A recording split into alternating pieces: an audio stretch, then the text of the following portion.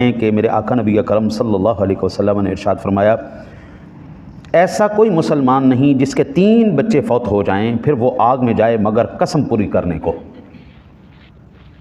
جنت کا راستہ دوزخ کے اوپر سے ہو کے گزرتا ہے، جنت کا راستہ دوزخ کے اوپر سے، جس کو آپ کہتے ہیں پل صراط۔ پل صراط جہنم کے اوپر ہے۔